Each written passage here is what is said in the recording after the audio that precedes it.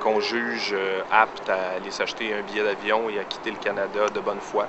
Et il y a d'autres personnes qu'on doit détenir et qu'on doit aller pratiquement reconduire, mais c'est pas nous, c'est l'Agence des services frontaliers qui est chargée de l'exécution de la loi. Il y a des gens qu'on doit aller reconduire dans leur pays d'origine parce qu'on craint qu'il y a un risque de fuite.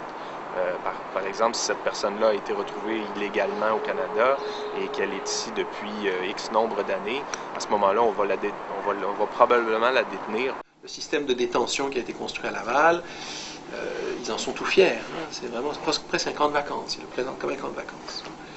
Bon, c'est quand même un centre de détention.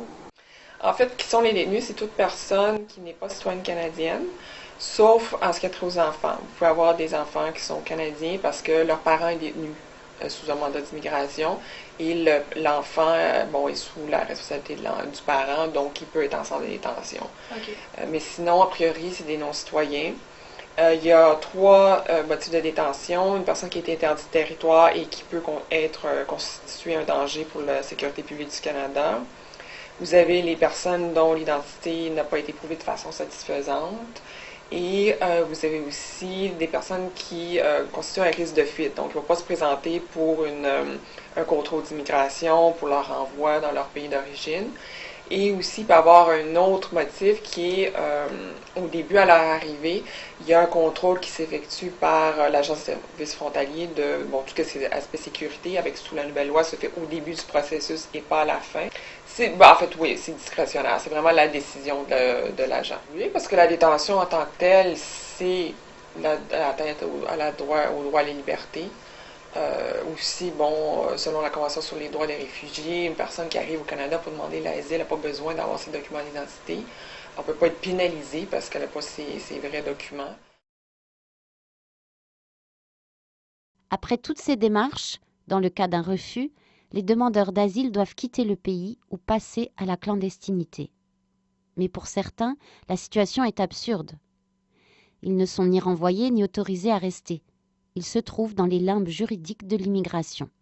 Un sans statut n'est pas quelqu'un qui est sur le territoire canadien illégalement. Alors qu'une personne dite illégale, elle est ici alors qu'il y a souvent un mandat d'arrestation et contre elle en vertu de la loi sur l'immigration. Donc elle n'a pas le droit d'être sur le territoire canadien. Les gens qu'on retrouve à l'heure actuelle qui sont sans statut seraient par exemple toutes les gens qui proviennent des pays moratoires. Les pays moratoires, c'est des pays où est-ce qu'on renvoie pas les gens après qu'ils aient épuisé tout leur recours à l'intérieur du pays. Donc, ils se retrouvent un peu comme dans les limbes. Ils n'ont pas de statut, mais on ne peut pas les déporter. Ça, c'est ce qu'on appelle les sans-statut. Ce n'est pas une forme inconnue du droit. À partir du moment où le droit est un exercice de catégorisation, il y a toujours eu des gens qui ne rentraient pas dans les catégories. Donc, ça fait partie de la gestion par le droit. Il y a ceux qui rentrent dans les catégories, il y a ceux qui ne rentrent pas. Et donc, ceux-là, ils existent. Et ils existent partout. Donc, ça existe. C'est un mode de gestion. On a géré des dizaines de milliers d'Algériens comme ça dans les années 90 en France. Et on faisait ça exprès. Ça envoyait le message en Algérie, regardez, vous allez quand même être maltraité. Oui, on ne vous renvoie pas, mais c'est à peu près tout ce qu'on fait. Donc, si vous voulez aller ailleurs, vous êtes les bienvenus. C'était un petit peu ça le message qu'on envoyait. C'était pas gai d'aller en France. C'était parfois mieux que ce qu'on risquait en Algérie, mais c'était pas gai, c'était pas l'accueil à bras ouverts, etc. Pourquoi? Parce que la France avait peur qu'il y ait 1 million d'Algériens qui arrivent. Je veux dire, soyons clairs, ils ne voulaient surtout pas ouvrir la porte. C'est la même chose ici.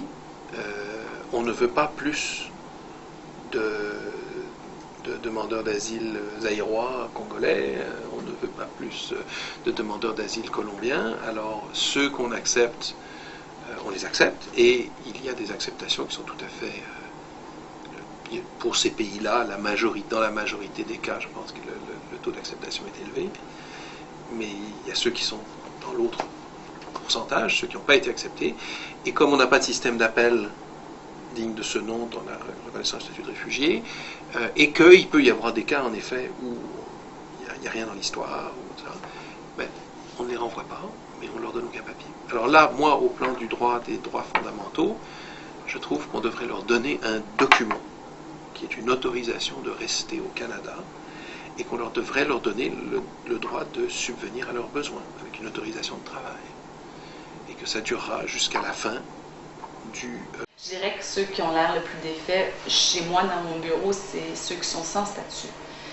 Mes Congolais qui ont 3 enfants, que leurs enfants ne savent pas si un jour ils vont être déportés dans un pays où ils n'ont jamais été à l'école, où ils ne connaissent rien, ils ne se souviennent plus de rien.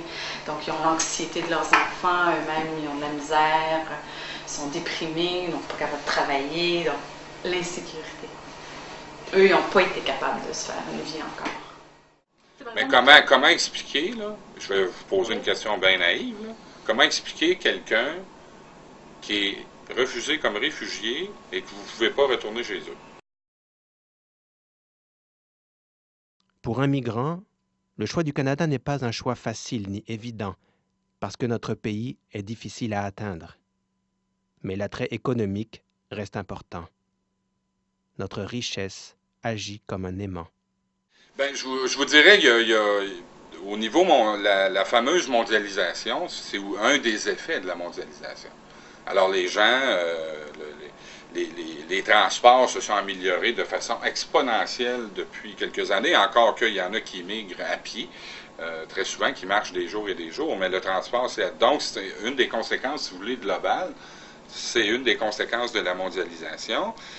Les gens veulent aller dans les pays riches parce qu'ils veulent évidemment avoir accès à une part de cette richesse-là, et c'est tout à fait légitime de leur part. Alors, c'est ça les racines des problèmes, les politiques économiques et internationaux des pays comme les États-Unis, le Canada, la Grande-Bretagne et la France, pas les migrants.